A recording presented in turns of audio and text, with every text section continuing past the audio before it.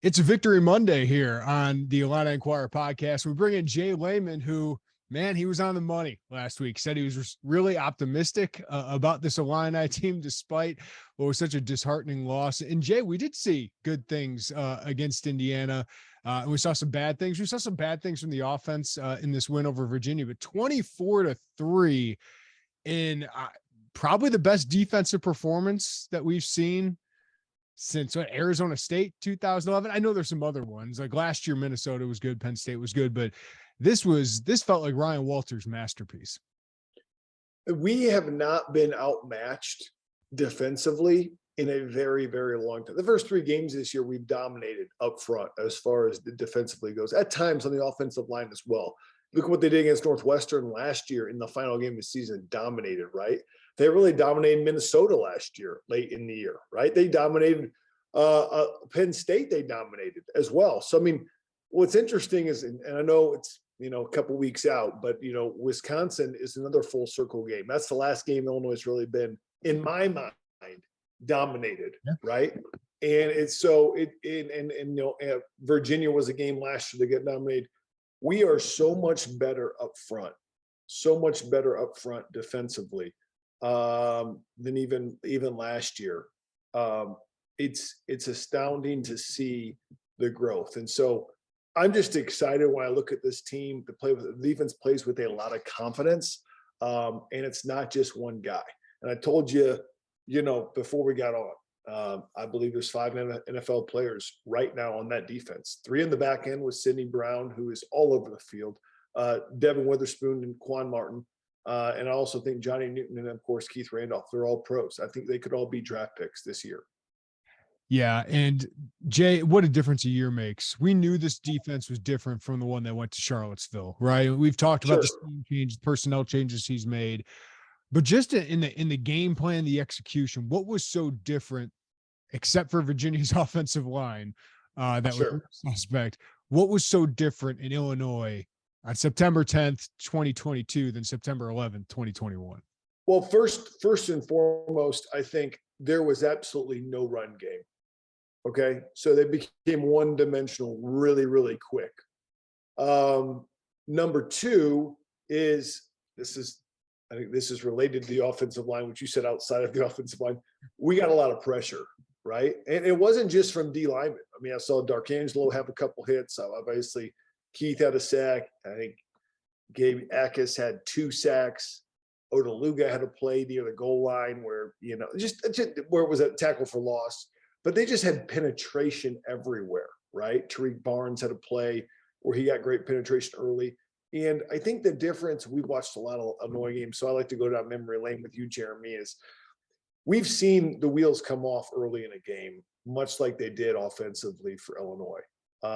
Your 3 best players create, just have errors. I mean, we had, Chase Brown fumbled, DeVito throws a pick, Chase Brown fumbled. We also had Isaiah Williams drop the first pass. You're just like, dude, those are our best 3 players. Like, we can't have our best 3 players do that.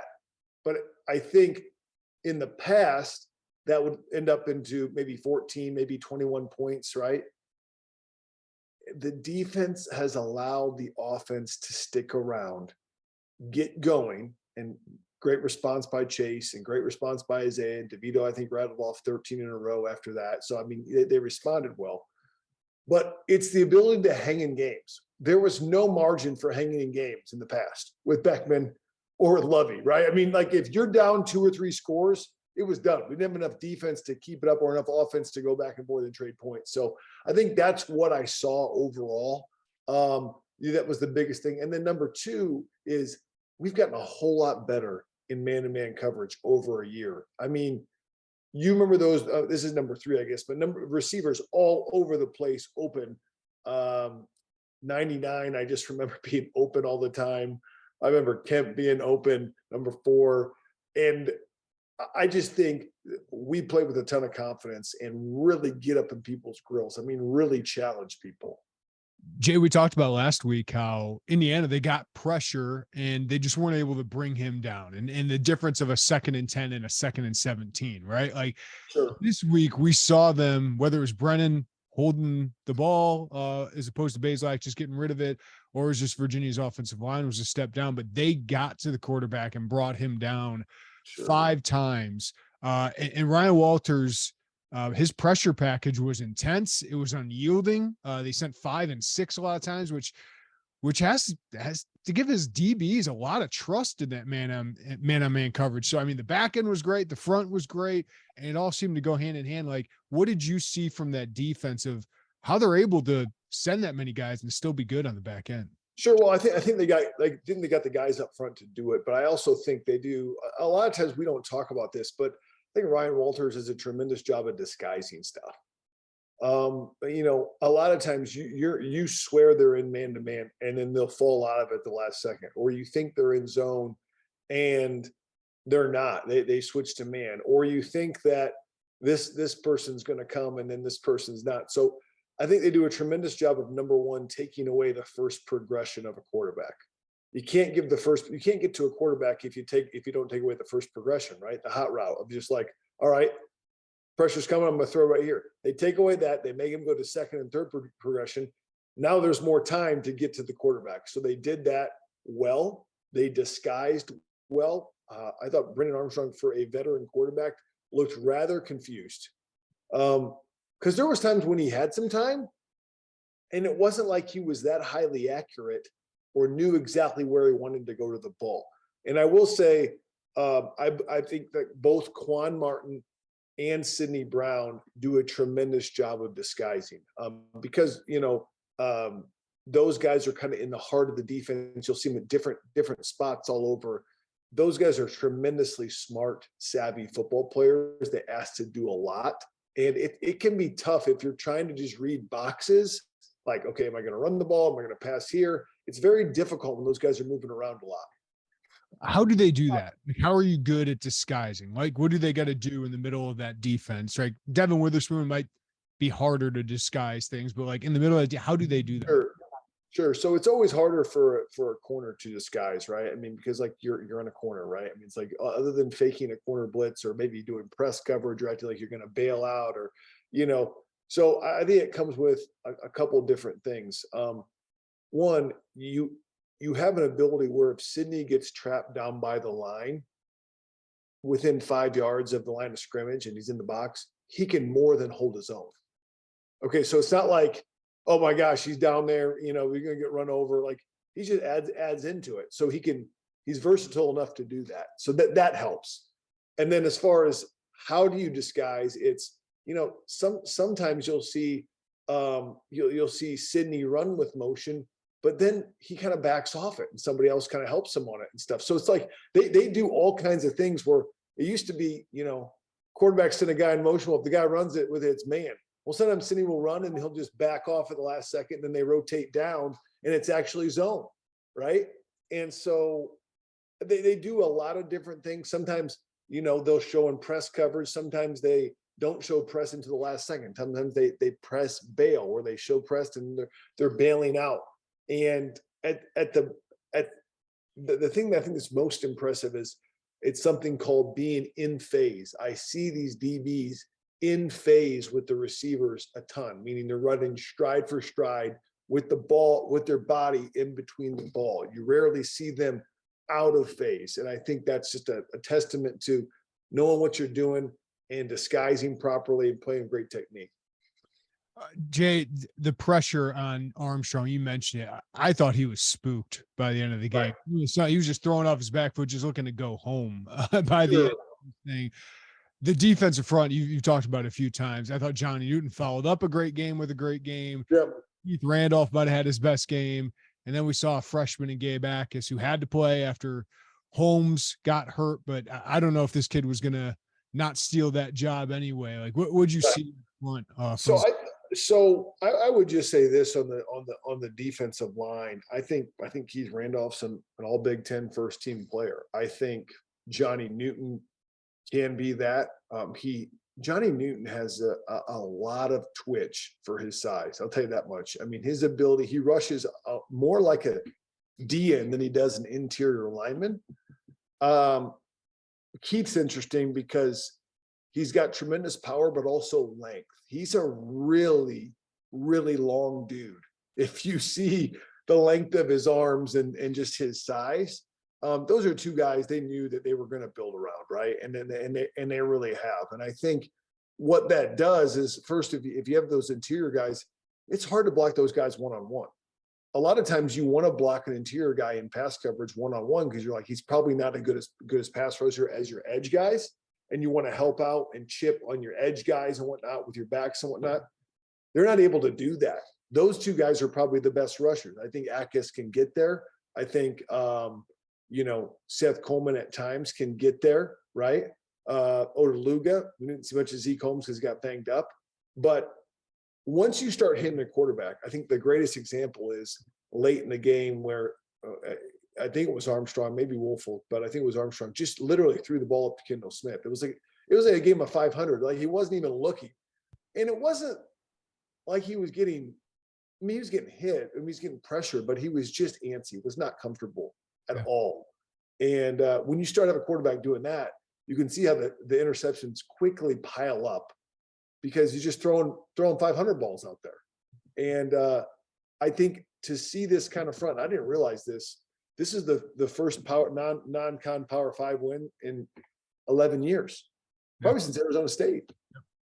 Right. And so, man, if you would have told us after Arizona State it's going to be 11 years to have a non-Power 5, that'd be pretty bad if we would do that. It was the fewest points, Joey, they've given up to a Power 5 team since 2000 against Iowa when they shut them out 31-0. So, wow, really impressive performance. And I want to go back to the DBs because I thought Taz Nicholson might have had his best game. I don't think he gave up a reception. But Devin Witherspoon, man, like, he's going to get flags for all the chirping he does. But I don't want to, if I'm a coach, I don't know how much I'm reining that back because he just plays with an edge that helps him overcome maybe some size deficiency. Sure. But what makes him such an effective cornerback? I think he's extremely aggressive. Yeah. I don't remember seeing a corner play at Illinois that's been as aggressive as him. I've seen Eugene Wilson play, great player, ball skills. Vontae, I think, was aggressive, but relied so much on his athleticism, which he could make up for it. What I see with Devin Witherspoon is this is a guy that literally wants to get in a street fight every pass play, and is head hunting all the time. I mean, we saw him have that illegal block on Kendall Smith's pick just because he wants to go hit someone, right? And he'll hit you. We saw that with Sean Shivers hit early in the Indiana game. I think it's out there. I got a chance to, call the Indiana game, and Walt Bell was still talking. The offensive coordinator for Indiana was still talking about Devin Witherspoon being a tremendous cornerback. I mean, he's got respect out there, right? And I think a lot of guys feed off of him. And so I really like what Spoon brings to the table. And I think too, let's not forget, I think he raises the play of a lot of other guys. I think Kendall Smith is starting to have a great year. I mean, because of Spoon and the other DBs too, but Spoon really being able to lock down one of those sides. Jay, let's flip to the offensive side of the ball. Again, they are finding ways to move the ball. 400 yards of offense is a good day. I think he'll take that. A quarterback who has 100 or 200 yards, 2 touchdowns, 1 pick, you'll take that. But 4 turnovers again. As you started that game, they could have dug the team a big hole there. Sure. They still find a way, a couple big plays. So how does this happen? 6 fumbles in 2 weeks, 2 interceptions. Are you still optimistic? Because they are moving the ball and they seem to be right there to kind of breaking out. Because I wrote after the game, Jay, if this offense gets out of its own way, this team could be a surprise in the Big Ten West. Oh, absolutely. And that's a bigger topic right there. But I would say, here's what I think. I think Chase Brown, the way that he runs and strains for extra yards, I don't want to speak this over him. He's just the type of guy that's going to have a fumble every now and then. You just, those guys just seem to get more. I mean, he's going to fall forward. He's going to get hit late. Somebody's going to come with a helmet on the ball, and he's going to fumble. As many carries as you get, you can't carry as many times as and not have a fumble every once in a while. Okay. So that's going to happen. Is it an excuse? No. I don't think our receivers had enough reps. Like, let's take Pat Bryant, of actually live ball game to actually know how to hold on the ball in contact. I see that with Pat Bryant. I saw Luke Ford last week. So I think they're getting used to that. What was good this week is I saw a lot of receivers get their hands on the ball. And I saw us actually completing some third down plays to some different players. I saw us use the tight end better than we have in a very long time. You know, listen, what the coaches are saying are the turnovers, the red zone woes, because those are two big bugaboo, along with some of our field goal issues, are all correctable, right? It's like we know we can move the ball and stuff and whatnot. They're all correctable. But I do think, hey, some of it's confidence, some of it's just experience. And I do think Barry Lunny's tried to be creative in the red zone at times, maybe sometimes to his own detriment, but he's been creative and it just hasn't been executed. I really think it's a confidence thing. I really do. I just think it's been a long time this offense has had real confidence. And I think DeVito's the guy that can give it to him. Yeah. But they've got to kind of come together as a unit. And I think they're going to get there. I'm excited by what I see. Yeah, outside of his pick, I thought DeVito, he's just been steady, Jay. Sure. He's just been really steady. And you mentioned, I want to get into that, the red zone stuff.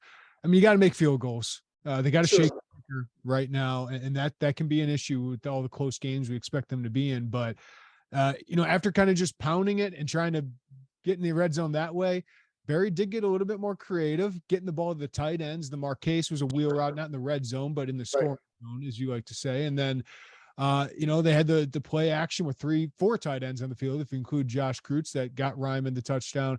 And then I thought they had a play on one of the failed red zone attempts where if Jonah Morris maybe gets on his block a little bit, Tip Ryman's wide open for I mean, it was a pick route, rub route, whatever you want to say, and they picked each other. Kind of threw off Ryman, and Ryman looked at the back at the last second, and dropped it. So I think the idea and the scheme is there. I thought it was really well drawn up. The Marquise touchdown. I mean, when you have Chase Brown, and they had that linebacker in conflict where he has to really respect Chase Brown, just as a quick fake flip to him, and Marquise is going up the field and the ball's on the money, and that's tough duty for that LB. I don't envy that guy. And so he schemed him up. I think Barry Lunny schemes him up. I think what I like about what Barry Lunny brings to the table is we have that running game that we need. I mean, Chase Brown, if he went over 150 yards, was going to be the first guy to do it since Freddie Russell in 2002 at Iowa to do it the first 3 games, right?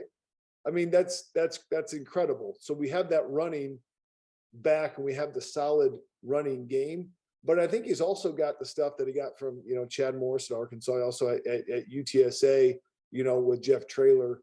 He's got some of the spread principles. So I think we have a really good balanced attack. I really do, for what Brett Bielema wants to do, and also to win games when we need to throw the football. I mean, we're throwing the football at a exceptionally higher level than we did last year. We have to remember that.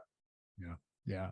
They just need to clean up their own mistakes. Sure. I don't know if you've had a teammate, Jay, that's gone through what Caleb Griffin has gone through, but what do you do when you got a shaky kicker? Well, that's tough. I was privileged to play with Jason Rita all 4 years, the Rock of Rock Island, because I might have been the all-time leading scorer, second all-time leading scorer, and I think one position we could say during my tenure that never had an issue was Rita. I mean, he was a good kicker. And so I give him a lot of props. But it's kind of like when a guy just starts dropping passes or missing tackles, it kind of gets in your head. And the only way out of it is to keep kicking, just like a shooter, right? When you're shooting hoops. Unfortunately, you only get 2, 3, maybe 4 kicks a game. And boy, everybody sees you miss it, right? I think Caleb stayed positive and whatnot, but I thought he kind of turned the corner with that Indiana kick that was, I don't know, 48, 49 yarder, which was very, very clutch in the moment of that game. But we simply got to be automatic from 40 and in. I mean, most expectations at D1 level is you're automatic from 40 and within, withstanding weather. Now you watch the Bears game, shoot, they weren't automatic on any extra point. I know the weather was horrible and they had a penalty for drying off the field. My goodness. So it could be worse, but I definitely think Caleb Griffin definitely has the leg, and I think he's got the potential to be much better than he's been. Yeah, and I just don't know. I know people are saying, who else can you bring? I don't know if you do that now, right? I think he was the guy who won the job handily. I think you got to stick with him for a little bit. Jay, I got to bring up the Big Ten West, man. I mentioned it. There's an opportunity here. That's one of the positives I had from last week is you're looking at the Big Ten West and you're saying this might even be a little bit more wild than we thought it would be. So Wisconsin goes down. Nebraska fires their head coach. I'll ask you about that here in a little bit, but Northwestern loses to Duke. Iowa loses to Iowa State and can't score points unless their defense sets them up at the 20-yard line, right? Like they have so many games that they can win. There's so many toss-up games here. What do you think about what they can do, Big Ten West, if we keep seeing a defense that's this good and an offense that cleans stuff up? I think they can win the Big Ten West. I really do. I do from what I've seen. I think from what I've seen, they've got a defense on par with Iowa.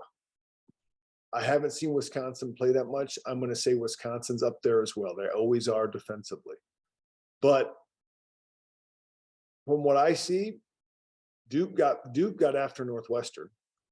We see that Nebraska, with the coaching change in the first 2 games, have looked rather unimpressive. Minnesota is largely untested. Minnesota is a team that can beat you, or is 50-50 in my mind. But and then Purdue, as well. Like there's nobody there. You're like, oh my gosh, we're totally outmatched, right?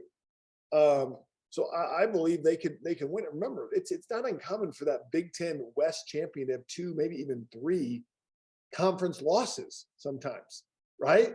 Now, do you wish you had the Indiana one back? Sure, we could always say shoulda, woulda, coulda, all this. I know we have Michigan State as our crossover. I get it. But I think with our defense, and if we can continue to improve, always a caveat for Illinois, because I think where we come short against them is some of our depth on the O-line. So can we stay healthy on the offensive line? And can we stay healthy with Chase Brown? Our team's different with Chase Brown on the field. No other way to put it. He's probably, I don't know who's a better back in the Big Ten. I wouldn't take him. I think you go right now and start it anywhere in the country. I think you could start at Ohio State. I think you could start at Alabama. I think Chase Brown's that good. That's my take on it. And I think if you don't have Chase Brown, it's a drastically different football team. Jay, that sounds crazy. I think they can win the Big Ten West, but then people got to remember Northwestern, they were 8-4 when they won it in 2018, I believe. Sure. They won the Big Ten West. Yeah. And a couple of years ago, they were 6-1 in the Big Ten in that COVID year. If you're 6-3, you got a chance to win this division. Absolutely. And I think if you have the tiebreaker against all your divisional opponents, if you ever run the table, great. Here's the deal. I think we're going to, in a long season, there's going to be a game that doesn't work out the way we want it to, that we think should. Maybe that was Indiana. Maybe there's another one. There's going to be a game or two where we probably upset a team or two. I just know this, with the way the defense is playing, we're going to be in the game till at least the third quarter, usually. That hasn't always been the case as an Illinois fan. Let's remember this, right? Not too long ago, we were out of the game. I remember Iowa games, we were out of the game like 10 minutes to go in the second quarter, it was 35-0. Mm-hmm. So we've all been there, right? But if this defense continues to play at this level, and I think Barry Lundy's offense is only going to continue to get better. if I'm Illinois, and that's why I got a chance to be down there recapping for Wyoming. I don't think they're that far away. That's why I told them. I said, you're closer than you think you are. I don't know who can handle. I don't know if there's many better a combo interior lineman than Newton and Randolph. I don't know who you would trade them for right now.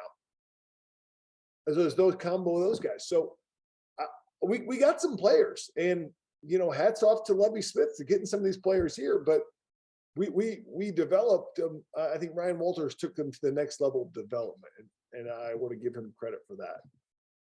Yeah, I don't know. I'd probably, if you're ranking teams, because the Indiana loss, you might have them 4th or 5th in the West right now, ahead of Nebraska and Northwestern. But sure, the margin is so small between all those teams. Wisconsin losing that game surprised me. I still think they're great defensively. And then Iowa can't score. It wouldn't surprise me if they're kind of in the mix here later than we expected. All right. I think Iowa's going to struggle unless their defense or special teams can score, which we see them probably win 2 or 3 games off that a year. Yeah. All right, Jay, I got to ask you, if you're Nebraska, who's your first call to? Man, that's a great question. Honestly, I was thinking about this last night, and who would be a great fit there is Brett Bielema. Now we're not going to let Brett Bielema go, nor do I think they're going to call. But I think when you think about what Nebraska has tried to be, they have tried to be under Frost some kind of Oregon of the Midwest, when Oregon was a Chip Kelly team, right? And I think what they want to do is they want to be like Nebraska. They want to run the football.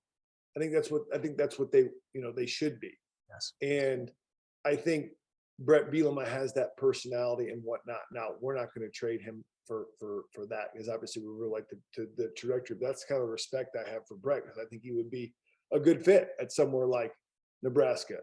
I've heard Urban Meyer. I cannot for the life of me see Urban Meyer taking the Nebraska job. I just don't think it's situated for recruits the way that he wants to recruit. I do not see that happening. As far as who is the guy that I would call on and say, hey, you're going to be my head coach, I haven't got that far yet. So I don't have a great answer for you. I agree with your premise though, Jay. Like, they've kind of gone, I don't know what the Mike Riley hire was. I think it was, we need a nice guy after Pelini. Sure. But the Frost thing, everyone would have hired him, but I think they need a program builder. They are not a top 25 program right now. Right. They just haven't been for a long time. The last top 20 finish they had was 2009. And that's the only one since I think they were in the national championship game, or Stolich was there. So it's not the program a lot of people grew up with, but it's been a program for a generation that has not been what a lot of people think. So they need somebody that can build the program. And the two guys that I think Josh Whitman really honed in on were Brett Bielema and Lance Leipold. I think Lance Leipold would be a good fit too. I know he's not the sexy hire, but you just need a good football coach who knows how to build programs. And I agree with you, Jay. It's run the football and stop the run. And although he doesn't have any head coaching experience, let's not forget Barry Alvarez was out of Nebraska, and I wouldn't be shocked to see Jim Leonard be interviewed for this job. Listen, they got to play. Currently, they have to play Wisconsin every year in the Big Ten West. They want to play defense and they want to run the football, right?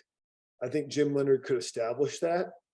And I think Nebraska, much like a state like Wisconsin, Nebraska is unable to recruit nationally like they used to, okay? For a variety of reasons. But that means I do believe they have some guys that, like Wisconsin, they could get within their state. And who are they going to battle? So I think Jim Leonard is somebody who's probably on the list as a call. Good one. I think it's hard to get what we're seeing. Marcus Freeman take some lumps. I mean, here's a guy who's a coordinator for a year or 2 years as a coordinator, and then he gets a head coaching job and no head coaching experience.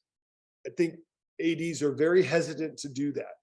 Very hesitant to give a guy a head coaching job with no head coaching experience at a school like Nebraska. All right, Jay, got an off week until kind of a midweek game against Chattanooga. got the chance to get to 3-1, a third of the way through the season. What's the focus for Illinois, do you think, during this next 10, 11 days? Well, I think one, it does line up very well. I know this game was originally a Saturday game. They moved it to a Thursday. I think that was 100% on purpose, right? I mean, they're already going to have 12 days of rest for this game. Why not make sure that they get 9 days of rest before they play Wisconsin, right? I think that makes 100% sense. So from a schematic point of view, I would say clean up the turnovers and work on red zone offensively. I think from a health standpoint, when does Josh McCray get back? I mean, we've got 3 weeks basically. Can he be back for Wisconsin? I don't know. We really don't know the extent. I don't know if you've heard an update on him or not, but if he will be back or not, because I think you get into Big Ten play, you're going to need that. I would continue to work the timing with the receivers. I still think we're just a little bit off on timing, ball skills and whatnot, and work the tight ends in the game. Hopefully, Julian Pearl looked fine, but make sure that they're 100% healthy across the board. That's the biggest thing when you go into the Big Ten is have all your bullets in your gun. Defensively, I don't really have that much to say. What are you going to tell them to improve on? Because I think they've improved. Other than I would say, if you look at the first 3 games of the season, I mean, the one breakdown was the 2-minute drill against Indiana. It's unfortunate led to a loss, but I mean, I think they're playing pretty solid. J Leman, you're the goods, man. Appreciate the time as always. And we'll talk to you in a couple weeks. You got it.